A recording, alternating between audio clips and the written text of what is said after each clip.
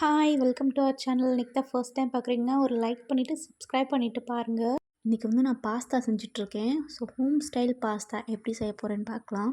அதுக்கு முதல்ல சட்டியில் தேவையான அளவு தண்ணி ஊற்றி அந்த தண்ணி நல்லா சூடேறின பிறகுட்டு பாஸ்தா தேவையான அளவு போட்டுட்டு உப்பும் எண்ணெயும் ஊற்றி நல்லா வெந்த பிறகு அதை வடிகட்டி எடுத்து வச்சுருங்க. அதே சட்டியில் கொஞ்சோண்டு எண்ணெய் ஊற்றிட்டு முட்டையை உடச்சி ஊற்றி அதையும் வேக விட்டு பொரித்து தனியாக எடுத்து வச்சுக்கோங்க. நீங்கள் எத்தனை பேருக்கு செய்கிறீங்களோ அத்தனை முட்டை ஆட் பண்ணிக்கோங்க. நான் இன்றைக்கி கேரட், பீன்ஸ் அண்ட் முட்டைக்கோஸ் எடுத்துருக்கேன். நீங்கள் அதோட கேப்சிகம், கார்ன் எது வேணால் போட்டுக்கலாம்.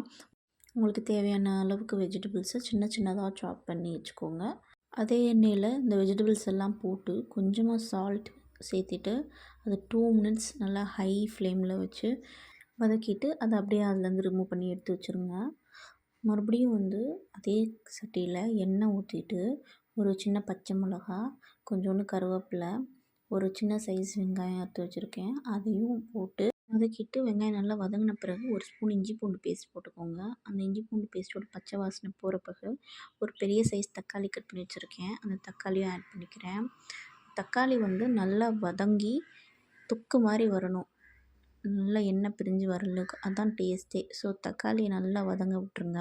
தொக்கு மாதிரி வந்த பிறகு அதில் கொஞ்சோண்டு மிளகாத்தூள், கரம் மசாலா, நான் அது 2 தான் சேர்த்திருக்கேன். உங்களுக்கு வேணும்னா நீங்கள் வேறு என்னென்ன மசாலா உங்களுக்கு பிடிக்குமோ அது எல்லாமே ஆட் பண்ணிக்கலாம். அதுக்கப்புறம் அது நல்ல மசாலாவோட பச்சை வாசனை போன பிறகு வேக வச்சுருக்க பாஸ்தாவையும் ஆட் பண்ணிக்கிறேன்.